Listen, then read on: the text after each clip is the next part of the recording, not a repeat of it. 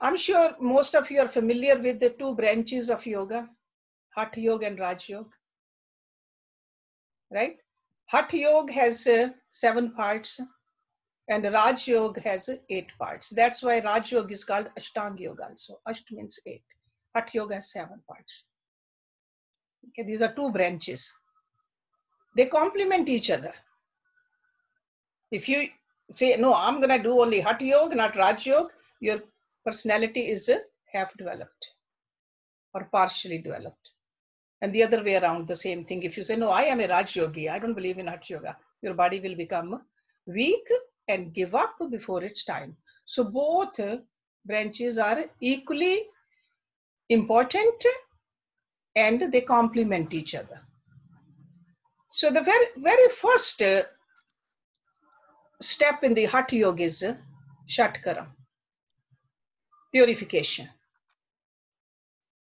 And purification, even though it's a purification of the body, but when the body is pure, the subtle body gets pure too. We'll see that with this purification, the Tratak today. So what are the 6 purifications? Neti, Dhoti, Noli, Kapalbhati, Basti, and Tratak. Okay, 6 cleansings. And then all these 6 has several subdivisions also. There are several kinds of netis, several kinds of dhotis, several kinds of kapalbhati. So many different ways we can do all of it. Noli also, and the so is Tratak too. Okay. So Tratak is the purification and the cleansing of our eyes.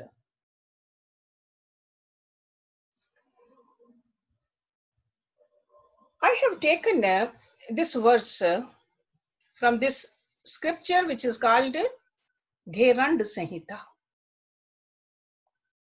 The very first verse which explains, gives the introduction to this scripture. Ekda Chand Kapali Gatwaha Gherand Kutikam. So the student's name is King Chand Kapali. That is the name of the student, a king. Where does he go? He goes into the hermitage of sage Gherand. So that's why the scripture is called Gherand Sanhita. There are 2 main Hatha Yoga scriptures, Hatha Yoga Pradipika and Gherand Sanhita. And there's a Shiva Sanhita also, 3rd one. These 3 are main. So once King Chandakapali went to the hermitage of sage Gherand, and after prostrating before him, see pranamye vine bhaktya Gherandam paripachyati. See, these scriptures show us that we should go to the Guru, show the humility, then ask the question properly.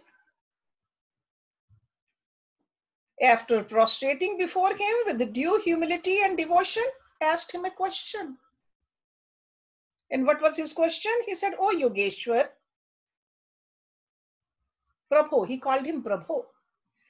"Oh Yogeshwar, God of yoga, I wish to learn Ghatastha yoga." This is another name for Hatha Yoga, Ghatastha yoga. Ghat, this is a ghat. Ghat means a ghada, a pot.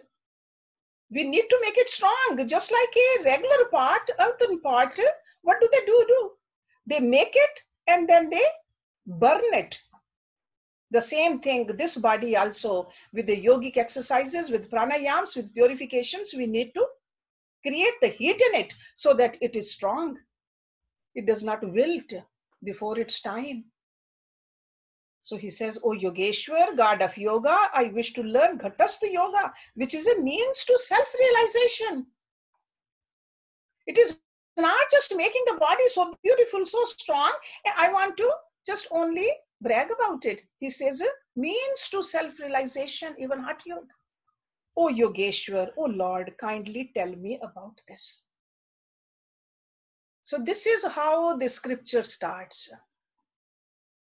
So remember, Gerund Samhita, the conversation between a king and a yogi guru. So then the whole scripture goes through the 7 stages of Hatha Yoga, or Hatha Yoga if you want to call it. So today we're going to talk about Tratak. So this is in verse number 53 and 54 of this great scripture. Definition of Tratak, benefits of Tratak. Just in these 4 lines. Nimesh unmeshkam tyaktvaha suksham layam nirikshet patanti yavad ashruni tratakam prochyate buddhe. Gazing at a subtle object without blinking the eyes, nimesh and unmesh. Opening and closing the eyes, that means blinking the eye. Gazing at a subtle object without blinking the eyes. For how long? Until tears begin to fall. Patanti yavad ashruni. Ashru means the tears. Patanti means fall. Until tears begin to fall is known as the Tratak. Very simple definition. Look at something, keep looking at it until you're, and without blinking until the tears fall down. Then he says, Evam abhyas yogena shambhavi jayate dhruvam netra roga vinashyanti divya drishti prajayate. So in the second verse, he is telling 2 benefits of it. He says, with constant practice of Tratak, evam abhyas yogen, you have to practice it. It's not just only learning it. Learning it very easy. It's very simple. But practice is where the outcome will have. What is the outcome? Shambhavi mudra is achieved. Defects of the eyes are removed. And divine vision is attained. So, how to do Tratak? And what the benefits of the Tratak? But remember, there are 3 elements in Tratak. The first is the viewer seated in the place of practice. So in other words, you got to sit. You cannot just walk around and think that you are doing Tratak. Viewer seated in the place of practice. That means the practitioner has to sit down and do it. The second is the view of the object in front of the viewer. Third is the process of gazing. And then we have to make our attention steady. So this practice is to be continued until tears start falling. So Ashruni means tears. And I'll have this these 2 verses printed out and put it on our website also for Tratak, so that you guys will know the Sanskrit part and the translation of it too. So 3 types of Tratak. The first is called Bahirang Tratak or Bahir Tratak. That means something outside of you. You are gazing at something outside. The second is Antar Tratak or Antarang Tratak, inner or internal Tratak. That means you are gazing at something inside you. Okay. And the third type of Tratak is called Adho Tratak, which is practiced with the eyes half open and half closed. Okay, Bahirang, Antarang, and Adho. So for the Bahir Tratak, you need an outer object, some kind of an image. But make sure the image is small, otherwise your eyes will wander. Make sure that image is steady, because a lot of people, they like to do Tratak on the flame of a candle. But candle flame, if it keeps on flickering, you won't achieve the proper result. Or if you think that you want to do it on the form of Lord Krishna, choose one small part of in the form of Krishna, not the whole form, because otherwise you'll be looking at the eyes also, and the more pankh also, and the feet also, and the hands also, and the murli also. And no, one small part, whatever is dear to you. Focus on that. Okay? But generally, people are extroverted. So that's why it's very important to start with the Bahirang Tratak. And Antarang Tratak, you can do it if you can bring the form, the same form inside you, and just focus on that. Or you can do it on any one of the chakras also. Antarang, you have taken your sight inside. And Adhotratak, that is normally done with the eyes half open and half closed, and focusing right over here. Okay. So practice of Tratak is considered as a practice of Laya Yoga. You have heard that name from me before, Laya, Laya. What happens in Laya Yoga is that your consciousness dissolves into whatever is concentrated upon. Laya, lean. Okay. So that's why Tratak is a very effective way to do that. And there's a mental steadiness is cultivated. Who should not do Tratak? Because in all the Hatha Yoga techniques, they always warn us, if there's a certain physical ailment, don't do it.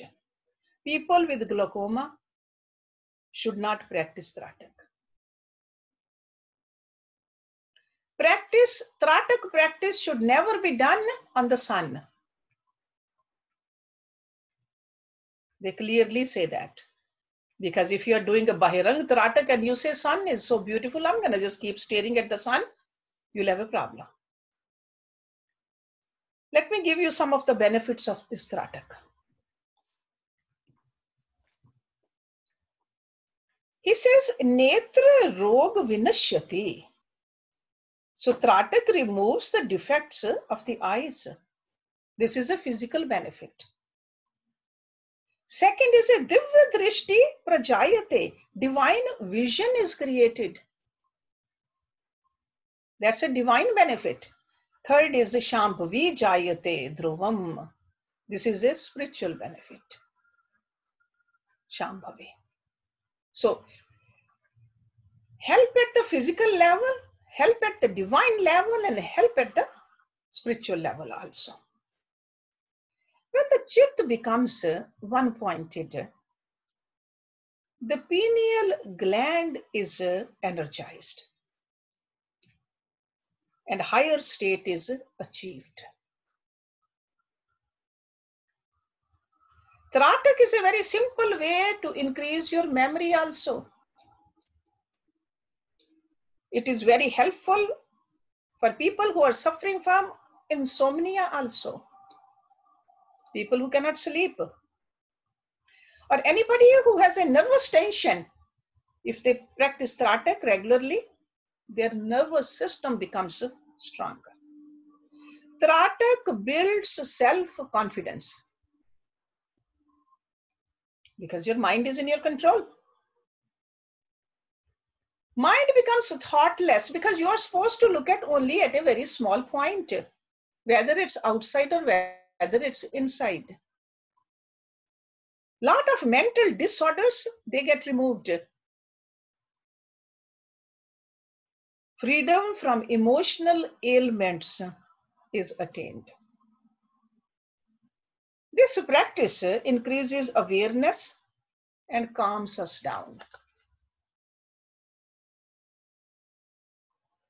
They even say that Antakaran is cleansed with Tratak. And we all know what Antakaran is. Man buddhi chitta ahankar. And that's what our job is. So this, a simple technique, few minutes a day. How long should we do it? Initially, do not do it for more than 3 to 4 minutes. Even if the tears are not falling down, gradually increase it, but initially start with the small doses. But you will see that if you do it properly in 5 minutes, tears will roll down, and at that time, close your eyes. Close your eyes and relax. Many kinds of siddhis are attained, the powers. Even though we are not doing it for the siddhis, a serious yoga student never does any practice for the siddhis. But siddhis do get attained, and that is the spiritual benefit. That is a third kind of a benefit. So, divya drishti prajayate, divine benefit, inner vision. Third eye is opened. And they say antardrishti, that means the inner vision, the sixth sense has opened. We are all familiar with the story from the Puranas. Sati, the consort of Shiva, attended that yajna in the kingdom of her father, Prajapati Daksha, where her husband was not invited. In fact, he was insulted. What did she do? She sat right there. She sat in that Shambhavi Mudra, Tratak, and with the help of that power, burnt that body which was produced by that father. She says, I refuse to stay in this body because this father has insulted my beloved. That was a Shambhavi Mudra. That was attained, that power was attained through this Tratak. So that's why this Rishi is telling us that evam abhyas yogen Shambhavi jayate dhruvam. Netra roga vinashyanti divya drishti prajayate. So many benefits at so many different levels. So that's why whenever we do yoga, Tratak is very much part of our yogic routine. Right? I'm sure most of you do it. Most of the people who have learned yoga at the ashram, Tratak is part of it. Okay, but make sure your back is straight, you are sitting still, and you either you do it Antarang Tratak or Bairang Tratak or Adhop Tratak. Do few minutes of Tratak in your daily practice. And you will see the benefit of that. Mind will definitely calm down. Because ultimately we are doing it for the subtle body. Siddhis are not our goal, but siddhis will come. And we got to be careful about the siddhi. See, Sati used that siddhi for a reason. Not to hurt anybody, but she just wanted to let go of the body. One time I asked Guruji, I said, when she did it, wasn't that a suicide? He said, no. When a yogi uses these powers for a purpose to attain a higher, because she did not like it, that body which was created by the father who disrespected Lord Shiva, she did not like it. So it was not a suicide. She did it very calmly. It was not out of desperation. It was a complete detachment from that physical body. And then she comes back again. We have heard the story, read about that story. She comes back again and does a lot of tapasya to attain Shiva again. She knew who the lover is. She never forgot that. Okay. So any question, let's just stop it here, because practice you need to do. My job is just to explain it to you. How to do it, why to do it, and oh, what time to do it. In the morning or late at night. These are the 2 times you can do it. Hershey, I have a question. Okay. What is the Sambhavi Mudra?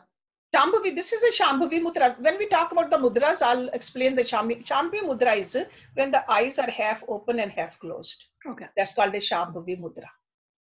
And then your concentration is at? Your concentration is, could be over here or could be over here. Okay. Again, right over here. Okay. Okay. On the tip of the nose. There are 2 tips of the nose, inner and outer. That's a Shambhavi Mudra. But the focus creates that kind of a power. Okay. Hershey, I have, this is Raj. Namaskar. Yes, Raj. I have a question. What exactly is divine vision? Divine vision. Yeah. Okay, the physical vision, we can see this much. Divine vision, we can see even far. Sanjay had the divine vision. Sitting in the palace, he could see what's happening in the battlefield. That's a divine vision. A lot of yogis. With the divine vision, the yogis, they knew about the glands. They knew about the prana. They knew about the mind. They knew about the sun and the moon and the other solar systems. That is a divine vision. Okay? Divya Drishti. Yeah. So, and all of this is attained detachment from this physical body and attachment to that, the higher power. And when you do the half eye closed, half eye open, does that activate your Agya Chakra? Yes, definitely. That's the idea to do it? That is the idea. That's right. Okay. Yeah. Yeah. Okay. Thanks. So you can see that this Tratak, practice of the Tratak becomes a meditation also. Right? They're all interconnected. Okay. Question, Sujata? You know something? A weird thing happens to me when I do Tratak. My ears move. Say that again. What happens to ears? They kind of move, you know. They move. I know that there is a muscle there, but I've always noticed that when I'm doing Tratak, I get a little movement of the Does ear. it bother you? No, it's just sort of weird. That's all. Fine. Just disconnect your mind from there. Because otherwise, if you keep thinking about your ears, then you are not achieving what you're supposed to achieve. Yeah. Okay? So if it doesn't bother you, just detach.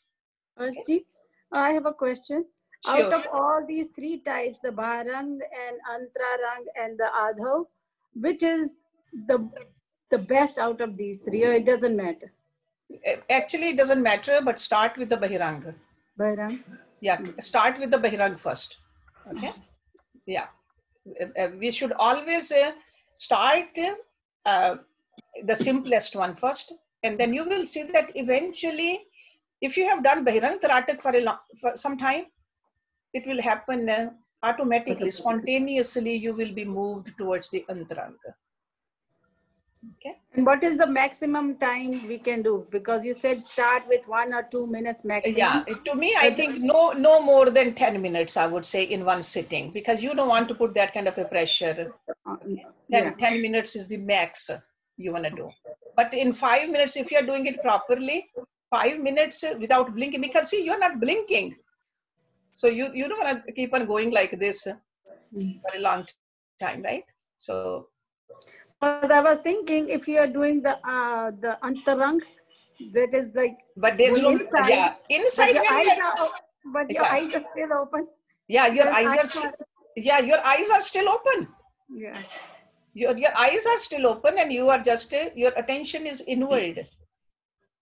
Because Because there I, if you close your eyes, then it becomes meditation. yeah, Right? Eye muscles got to stay open. open, okay. But you are looking at something outside, but eventually that form has taken place inside.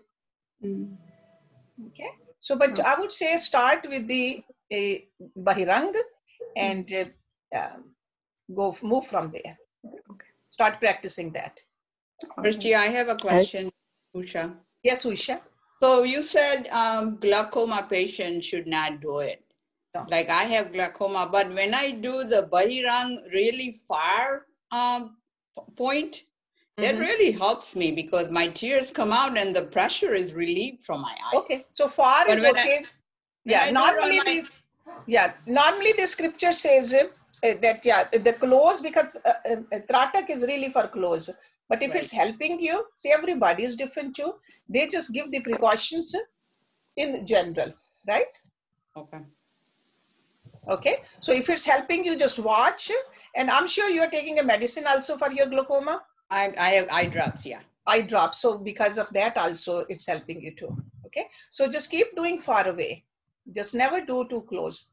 Right. How close can, Yeah. How close? Normally 2 feet, 2 to 3 feet. okay. And how big the object should be? The smallest, the better. Because if it's big, your eyes will wander. You want to have a pinpointed concentration. Hershji, Thank I you. have a question. Sure. Hershji, what is the Sanskrit name of inner Tratak? Antarang. Antarang. Okay. So you said that eyes should be open and Eyes are still open, and then you are just gazing inwardly. And then spontaneously eyes will close, but start with the eyes open. But do you think the tears will come out then? I mean, like Yes. you are...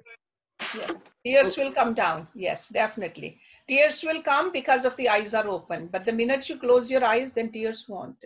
That's why it's important to keep the eyes open. Hershji? Yes, Thank you. हाँ जी, ये इसके लिए नहीं है question, पर मेरे को just curiosity है कि आपने जब ये पढ़ा तो आपने कहा ग्लोकोमा, तो इसमें संस्कृत में ग्लोकोमा को क्या कहते हैं? Would be interesting to know कि इन ऋषियों को उस टाइम पे ग्लोकोमा का पता था कि मॉडर्न वो है.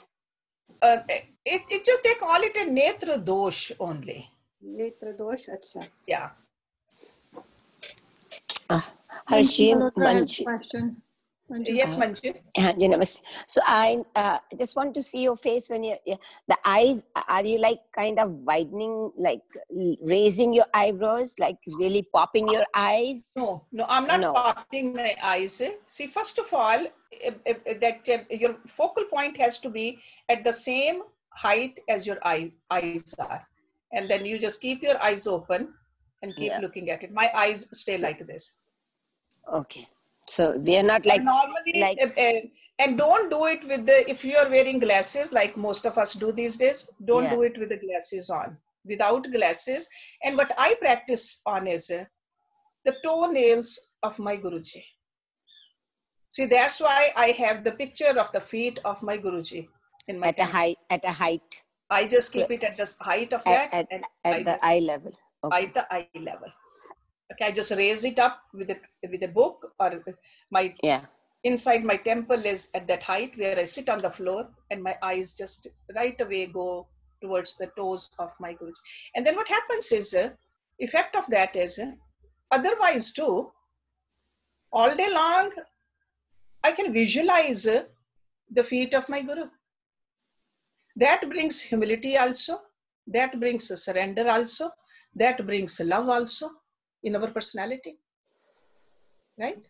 So this is my personal practices. I mean, you don't have to do it like that, but whatever is dear to you. Okay. Thank you. Yeah. Anybody else? Yeah. In Gujarati, glaucoma is Jamarwa or Zamarwa. Oh, okay. That's a Gujarati name for it. Okay. All right. Yeah. Hershey, you mentioned about not to gaze at the sun, and yet there is not to gaze at sun, but a picture of a sun. Because there is out there, there's like they say sun gazing is beneficial. No, but sun gazing for that long will burn. You don't want to say, yeah, no. In less yogic scriptures, they don't recommend gazing at the sun for that long. Okay. Hershey? It is a special instructions given by these rishis. Yeah, Harsh, जब मैं गई हुई हूँ ना yoga places. English, please. When I go to yoga places, they make you sun gaze like this. Blink your eyes, transfer 2 minutes. Okay, not maybe they do, but I'm just telling you from these scriptures. Okay, so different. I don't know what their reasoning is. I have never been there. So sun gazing is for a long time is harmful for the eyes. Yeah, actually. Yeah. They tell you to do 2 minutes by blinking the eyes. Because if somebody wants to, yeah. See, that's why, Rita, learning from two teachers can be pretty confusing. Okay, same thing taught by two people could be differently because motive is different, style is different, understanding is different. It's almost like putting your feet on two boards. So they always say just to learn from one. And if it doesn't work, you are allowed to move to another teacher. Nobody says that no teacher will stay, just stick with me forever. Teacher is teaching you detachment. So teacher doesn't want to get attached to you. Okay, but always just one teacher, please. Okay. Yes, Jyotika. Nishi has a question. Nishi?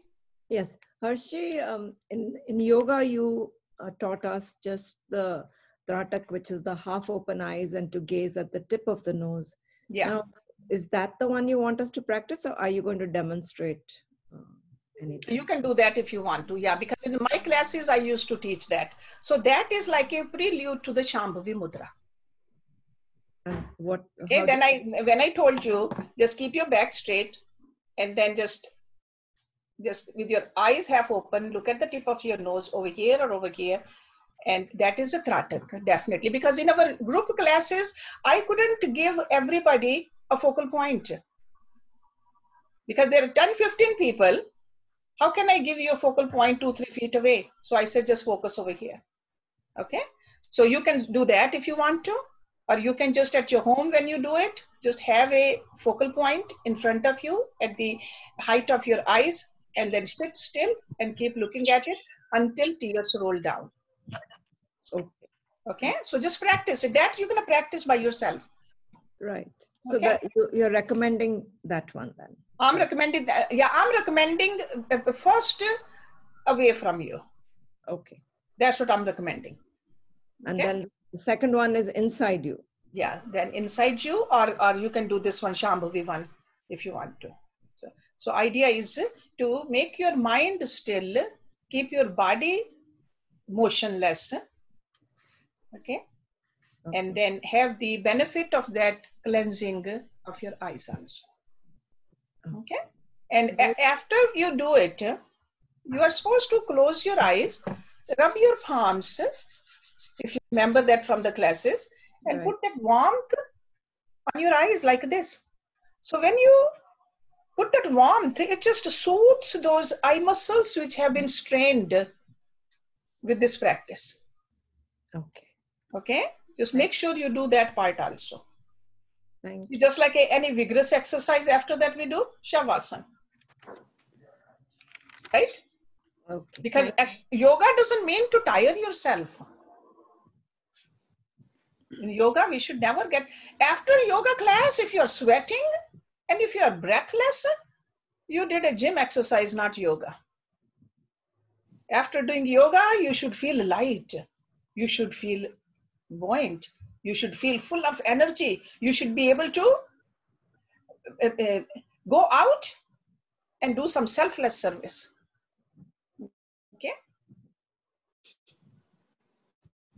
One question. Yes, Rita. Namaste, Hersh. I just want to ask, can we start with any one of these, or you just have to do it? Start with a Bahirang. With the outer. Yes. Okay. With the outer. Okay. Okay. So if the questions are done with this, can I start the next topic, which hopefully we'll be able to finish, but if we can't, I'll just continue next time with that. Okay. I mean, there is so much to know. The yoga, what are we trying to do in yoga? See, no matter what we talk about, it's about yoga. Right? No matter what we talk about, because ultimately this knowledge, after practicing, takes us towards the divinity. Whether we are doing through the divine love, which is bhakti, or whether we are trying to reach there with the karam yoga or a gyan yoga, but the knowledge is so much. So I don't want you to get overwhelmed with this knowledge. If we start practicing what we are learning, then we won't get overwhelmed. Let me tell you a story over here, how much this knowledge is from the Purans. There was a Rishi Bhardwaj. He knew a human life is given for 100 years. 100 years is like a guarantee to us if we take care of our body properly. If we eat right, exercise, clean, 100 years.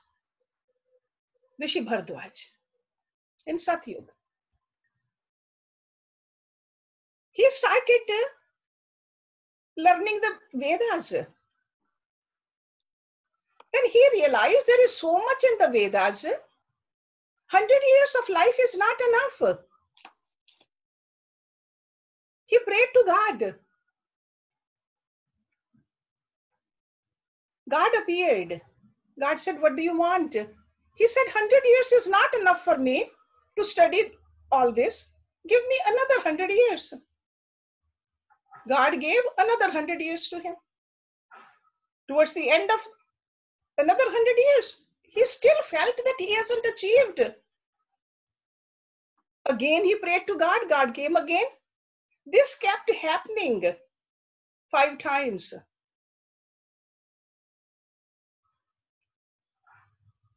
After 5 times, God came again. He said, God, I really cannot. It's not enough. God took 3 fistfuls and threw like this. 3 big mountains came up. And Rishi Bhardwaj said, oh, I know so much now. God said, wait. He took 1 fistful from those 3 mountains. He said, this is all you know right now. Did you get the message? So no matter how much we know, it's only so minuscule. Only thing is we got to have a connection with him through love. Through love. Never think that we know it all. We cannot know it all. But whatever we know, we can definitely practice it. We cannot have the answers to all either. If we think we have the answers to all, that becomes the downfall of us. So that's why I try to bring these some topics over here which increase the love for God. So if you have love for God, that brings humility. And there is a Sanskrit term which we use in Hindi also, but originally it's a Sanskrit term which is called bhavna. Bhavna implies feeling blended with attitude. That's bhavna. It is a quality of the heart. Bhavna is always from the heart. That's why love is from the heart. Whenever we send those emojis also, if we send that love, the emoji which looks like love, a person understands. Bhavna. Bhavna is also the secret behind the formation of the karmas. That's why we say what you do externally in itself does not carry much value. but the attitude with which you perform an action gives value to that action. Two kinds of bhavnas, ashubh and shubh.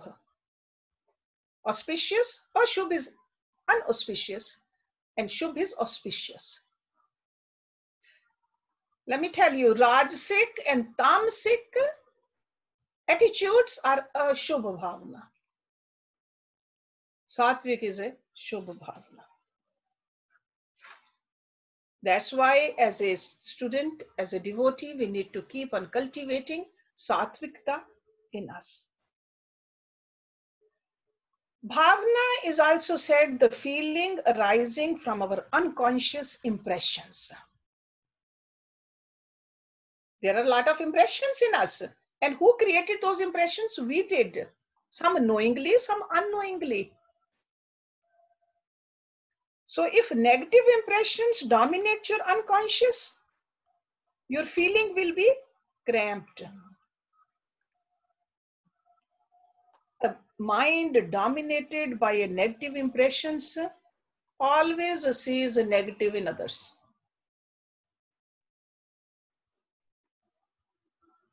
Okay, we all have good and bad in us. If just we look at only negative, we focus on the negative, that means there is a shubh bhavna in us. If we tend to judge others in a gross and negative manner, but when you promote a feeling of goodwill, you generate shubh bhavna, positive impressions in your unconscious. So in the unconscious, they are already in there, and with our current bhavnas, we keep on adding in there too. So that's why we got to just right now make sure there's a more and more shubh bhavna. How do we promote these shubh bhavnas or positive feelings? Through satsang, study of the scriptures, practice of meditation, and selfless service. You're all familiar with that. They all help us to change our personality and allow our mind to draw positive impressions. But we got to practice all this with vigilance, perseverance, with a full heart, full faith. Remember, bhavna is not imagination, even though little imagination is needed in there in the beginning, but it's not just imagination. Because when you promote positive bhavna, that God is everywhere, definitely you got to imagine that first. Then you feel God, then you see God everywhere. But bhavna should not interfere with our day-to-day realities. Just like a bhavna is, when we do the havan, God is in the fire. That doesn't mean put your hand in the fire. We got to be realistic about it. God is in everybody, but that doesn't mean we just leave our doors unlocked or hang all our jewelry and precious clothes outside on the trees. So we got to be practical about it. But in our mind, in our thoughts, yes, God is everywhere. So this development of bhavna is an internal development. Remember, bhavna is your treasure. Treasure. So we want to make sure that treasure is shubh. It becomes a very potent force in us. So that's why shubh bhavna, satvik bhavna, is most precious treasure for anybody. Initially, it may not look easy to cultivate more and more shubh bhavna because predominantly human beings are rajasic. Lot of competition, lot of struggle. So that's why You need to persevere. You need to forgive. You need to be patient and enduring. Enduring.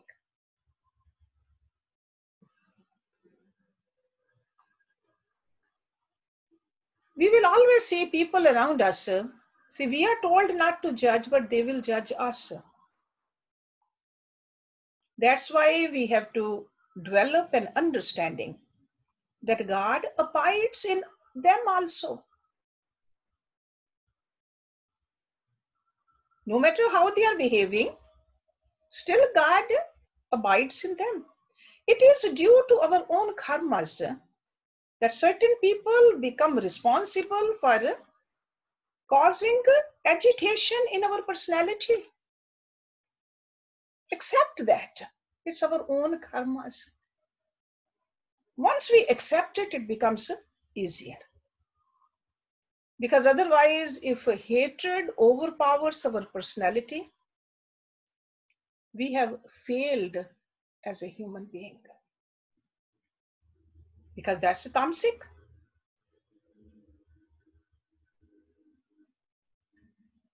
Because otherwise, we just say that somebody is bad to me and I'm going to behave that way.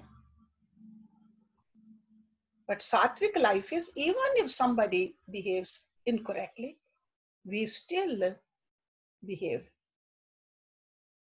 a proper way. So that's why I said patience is needed. This bhavna, this sattvic bhavna is not enough for a devotee. To have a union with God, it is not just a sattvic bhavna alone. We got to learn how to change this bhavna to bhav. To bhav.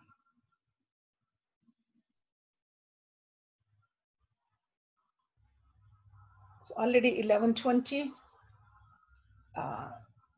Jyoti, you decide, should I continue or should I start from here next week?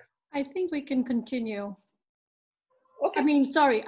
Let's do it next week. If people have questions for this part, so people do have questions for now. All right. So if you have questions, but let me tell you one thing. Yeah. Before I take some questions, this sattvic bhavna, the feeling which is based upon the compassion and forgiveness and selflessness, goodness in the heart,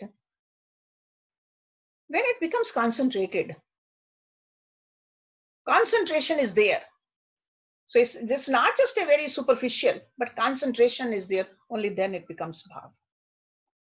And bhav is called divine feeling. Bhav is the one which takes us towards God, towards samadhi. So both bhavna and bhav are feelings. One is diffused like a humidity in the atmosphere. And the other is concentrated like a cloud. So cloud is a simile for a bhav. And general humidity is a simile for a bhavna. Both are the same, but one is more concentrated, more effective. The other one can be diffused. So the same way, the difference between dharana and dhyan. Dharana is a concentration, dhyan is a meditation. The same thing we are doing. We are concentrating on the divine, and that concentration becomes meditation. The same way, bhavna, ultimately, if we keep it sattvic bhavna all the time, more and more, it becomes a bhav. Bhav can never be rajasic or tamasic. Okay, so just try to understand it up to this point. I'll start from here, or maybe little introduction from this next week also. But now let's just for next 5 to 7 minutes, I'll try to answer your questions. And then we'll do a little chanting. I have 3 people right now. It's Urmil, then Manju Malhotra, and then Nishta. Okay. So if you go in order, it'll be great. Okay. So Urmil, if you can unmute yourself. Good morning, good afternoon, Ms. Hershji. When we started with the Bhavna, the first 2 definitions you gave, I couldn't catch them. Another thing, whatever you are teaching us, we want to make notes, and it looks like our hands don't move as fast as you talk, and we miss out. And I listened to your modes of nature, the Guna lecture, about 4 times this week, just to catch every word. So they're very important to us. We can't make you go too slow, but we do want to, if you can be a little slower, because I didn't catch Bhavna definitions. You gave us 2 of them in the beginning. Okay, let me give you the Bhavna definition again. Feeling blended with the attitude.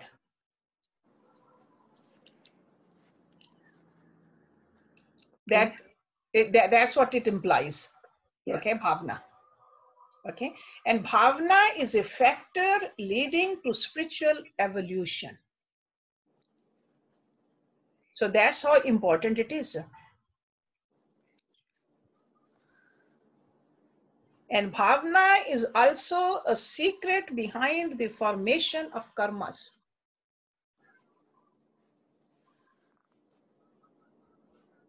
See, you can do any karam you want to. Karam itself does not define the essence. It's with the bhavana you have done the karam with, the feeling, the attitude. Okay, so I got your point, Urmil. I will try to speak little slowly and maybe repeat it also. Sometimes I get too excited and speak too fast. That's my... The thing is, we have passion to write everything. I know. I know in the live classes you could stop me, but over here, I'm unstoppable. Sorry about that. Yeah. Yes, Hershey. Yes, Manju. How, and then you, in the a few seconds later, you said how we promote Shubh Bhavna, or the positive feelings, through satsang, study of scriptures, and what else? Practice of meditation. Okay. And selfless service. Okay. Okay, when we bring all of this into our practice, right? Okay, and we will see that we really lift ourselves to a higher level easily. Yeah.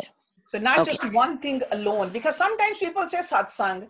Satsang alone is not enough, because most of the satsang also later on they become only chatting, meeting places.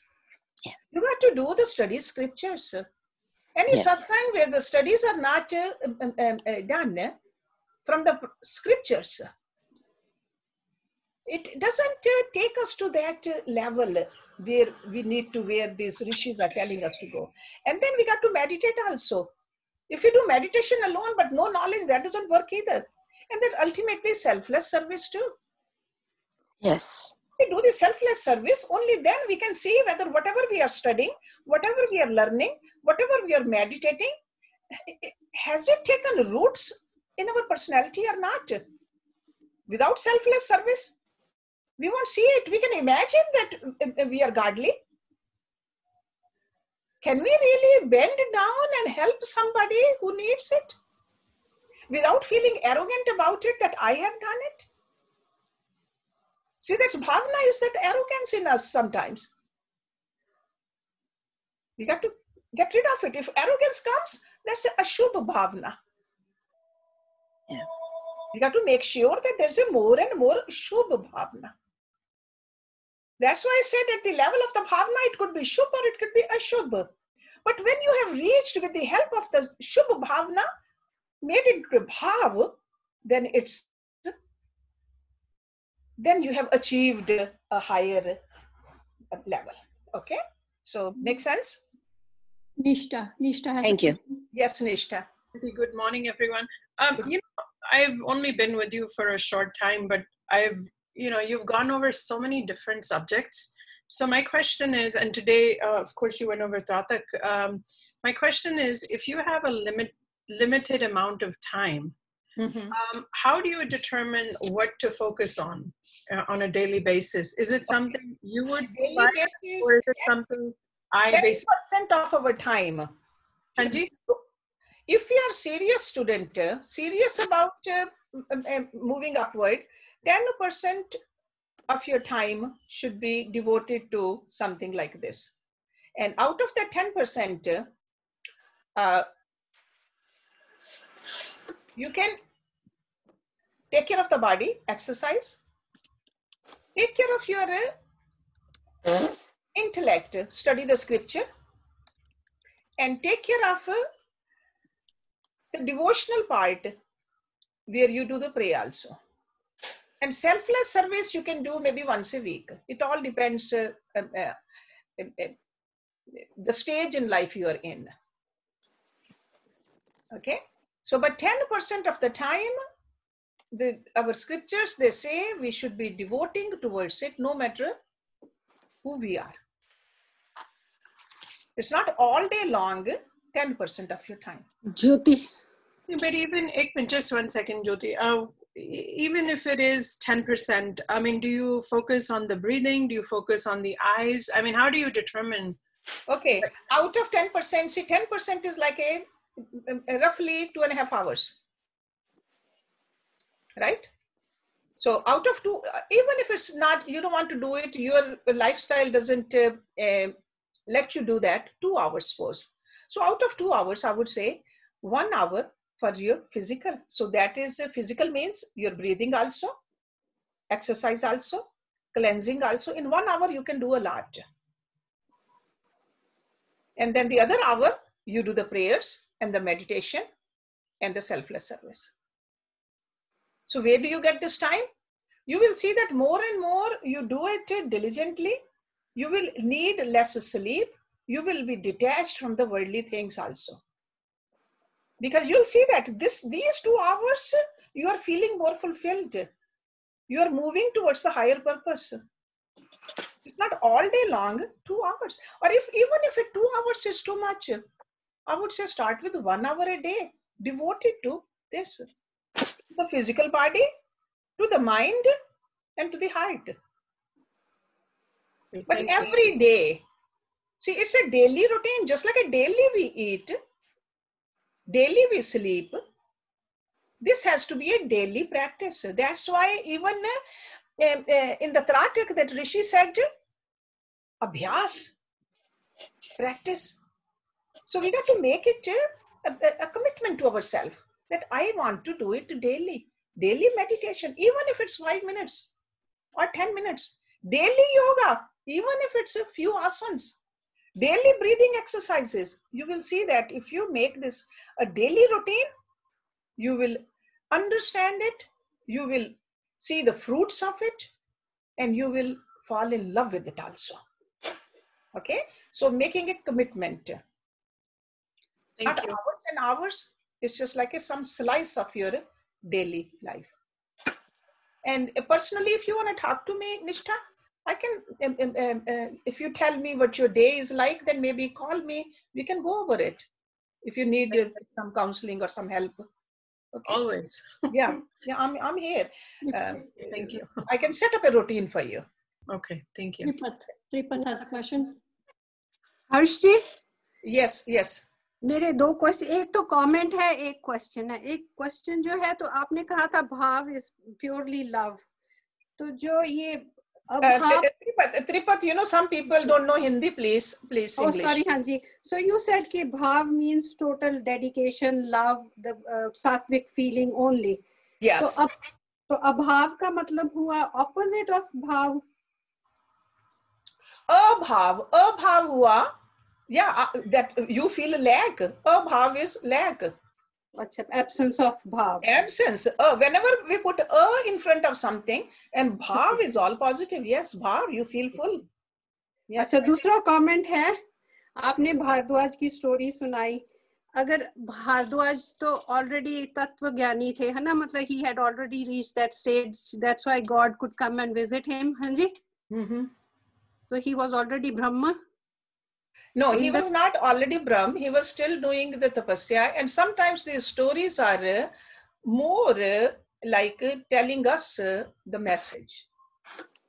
Okay, so even if he was a Tattvajnani, I don't think he was a Tattvajnani. To me, I think he was still progressing on this path. So how is God, मतलब Tattvajnani is when God, you are in union with God, है ना? Yeah. तो अगर भगवान के दर्शन ही हो गए, तो darshan alone, Tripa, darshan alone is not enough. Duryodhan had a darshan of Krishna too. Okay, darshan alone, he was still trying to understand. He still wanted to capture all that, what is in the Vedas.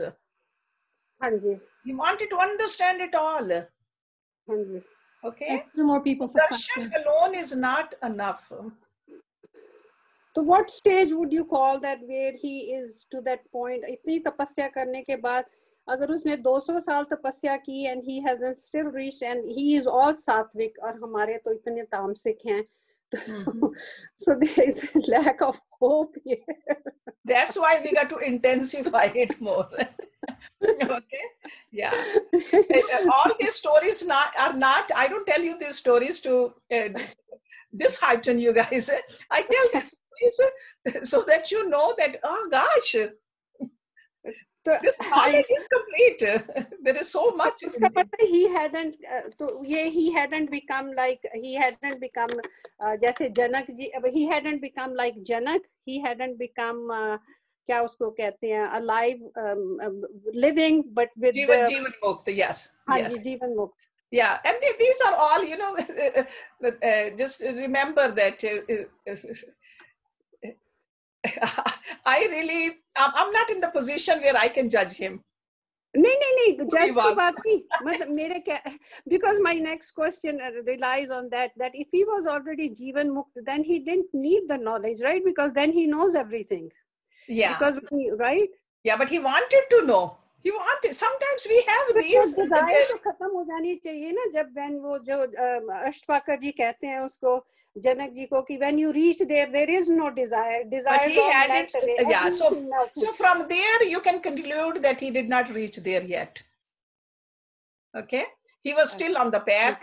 He did a lot of tapasya. He attained a lot of powers where he could call God also, but still not there yet. See, powers, even Ravan, God came to him. Right? To get the boon from God, he had it. But what did he do with that boon? Abuse. Right? He abused it. So, Hershji, I have two more people who have questions. Raj and Rita Chawla. Yes, Raj. Hershji, you had mentioned dharna and dhyan. Just now. So what's the difference between two? Okay, dharna is called concentration, and you are making an effort to concentrate. Okay, in the morning you sit and you are concentrating. You are aware of your body, you are aware of the object of your concentration, and you are making an effort. Your mind goes out, you bring it in. Goes out, bring it in. Dhyan is effort is gone. You are sitting and your mind is fully concentrated. So in other words, concentration culminates into dhyan. Most of the people these days, when they are saying we are meditating, they are concentrating. Okay. Okay. Thank you. And then let me take you one step further. Yes. This dhyan culminates into samadhi. Dharna, dhyan, and samadhi. So over here also, I'll tell you, Bhavna, Bhav, and Mahabhav. Oh. I'll tell you next week. Mahabhav. Okay. Mahabhav is the samadhi. Okay? Good questions. You know, sometimes you think that one person is asking question. but maybe others have the similar kind of a question in their mind. So we should listen to the question carefully, and we should listen to the answer also, and try to grasp it. I have Rita Chawla and Jyotika. Okay. Rita Chawla first. Yes, Rita Chawla. I just want to know that is bhavna the same thing as intention? Is its intention? Bhavna is definitely the intention behind the action. Yes. Yes. That's why I said it's the attitude. Attitude or intention is the same thing. So sometimes it could be a sattvic intention, sometimes not so sattvic intention, right? So it's the feeling. Okay. Yes, you're right. Jyotika. Okay. Jyotika. Unmute yourself, Jyotika.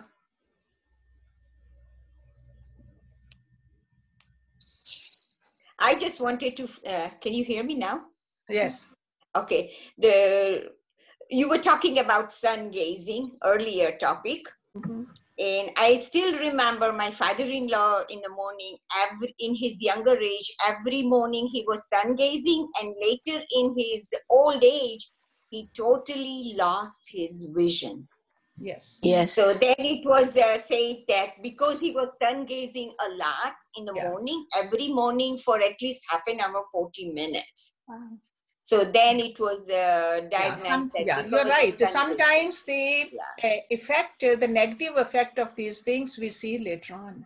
Right. That's why in the yogis they say the proper amount of exercise, proper amount of everything. Moderation is very important. Lord Krishna talks about it, moderation. Yukta har vihar. Right? I mean, several times he talked about it. So we should, because right away we may not feel it. Just like you're saying that later one will feel it. So please, be careful. Thank because you. I take these words of these rishis very seriously. Thank you. That's why I always like to go back to these ancient scriptures to draw this knowledge. Okay. So one last question, Manju Malhotra. Yes, Manju. Yes, and Hersh, you had mentioned long back that it's written in our old books, scriptures, that never face the sun, always the back towards the sun. Yes, that's not right. the face. You're So right. and never it's so face true. the sun and never put our back towards the fire. Because if we put our back towards the fire, we'll burn.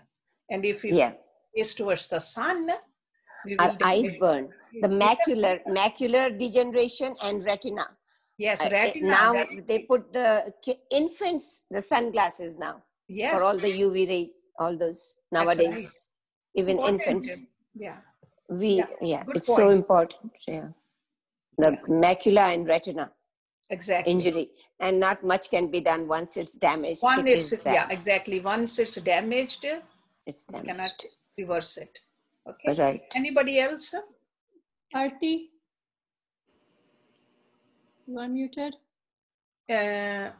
Who's that? Bharti? Bharti. Okay, Bharti. No, Jyoti, I don't want. I'm sorry. Okay. All right. You unmuted, that's why. Okay. Okay. Yeah, I'm sorry. All right. So anybody wants to sing or I think Manny is gone. No, he's there. Oh, he's there? He's there. He's there. Yeah, but your questions are really good.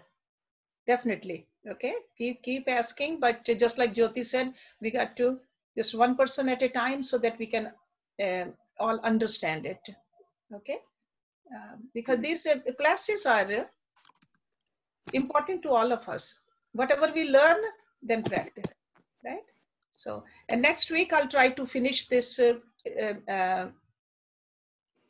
this topic from Bhavna to Bhav, and then maybe something else. I don't know what I'm going to talk about, but originally I was thinking about next week on forgiveness. So, but let me see what comes to my mind. But if you want to do something else, just shoot me a message. Okay, I'll try my best. You want to have a meditation there a few minutes or? Yeah, a few minutes chanting, and Neeru is cooking something really delicious over there. So, okay, all right, Manny.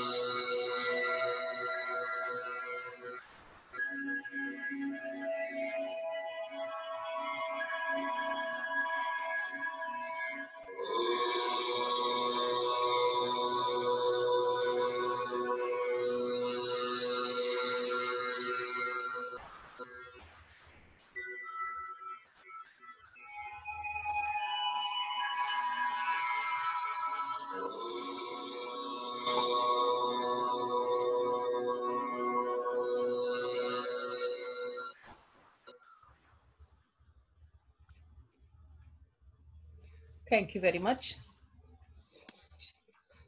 So I'll see you tomorrow.